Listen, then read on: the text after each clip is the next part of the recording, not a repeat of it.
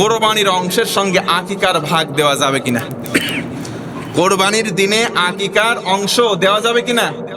আরে ভাই, কোথায় কোরবানি আর কোথায় আকিকা? কোরবানি হয় টাকা পয়সা অর্থের উপরে আবশ্যিক, আর আকিকা হয় জন্মের 7 দিন পরে। আপনি কোন জিনিস কোন জায়গায় নিয়ে আসছেন? আকিকা জিনিসটা কি?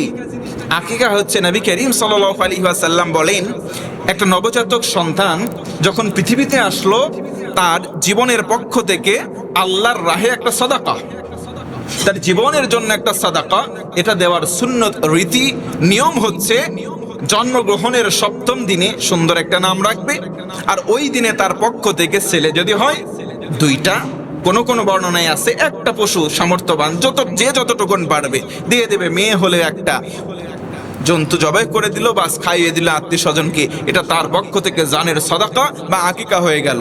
আপনি আকিকারে কোরবানির সঙ্গে কেন নিয়ে আসবেন? এটা আমার প্রশ্ন। আকিকারে আকিকার জায়গায় দেন। হ্যাঁ, এবার আসেন, আকিকার কোরবানি 2 জিনিস, এটা তো বোঝা গেল। কি বোঝা গেল প্রিয় ভাইরা?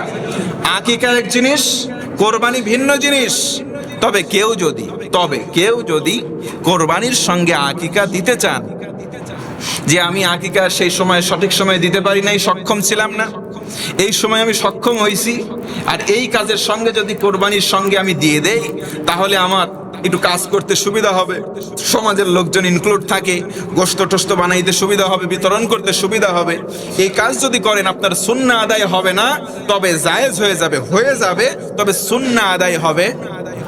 সবাই বলেন না কেন সুন্নাহ আদায় হবে? সুন্নাহ হচ্ছে এটাই নির্ধারিত, 7ম দিনেই যদি আপনি দিতে পারেন, এটা সুন্নাহ আদায় হবে। পরবর্তীতে আপনি যে দিনই দেন না কেন, এটার সুন্নাহ আদায় হবে না, তবে দায় সারা আদায় হয়ে যাবে। আপনি কোরবানির অংশের সঙ্গে দিতে পারেন, তবে এটা ভালো নয়। এটা না দিয়ে আপনি অন্য সময় দেন, এটা ভালো, তবে দেওয়া জায়েজ আছে, হারাম না। দিতে পারেন, তবে না দেওয়াটা ভালো, অন্য সময় আলাদা দেওয়াটাই ভালো। আল্লাহ পাক আমাদের সঠিক বুঝ দিক, পড়েন আমিন।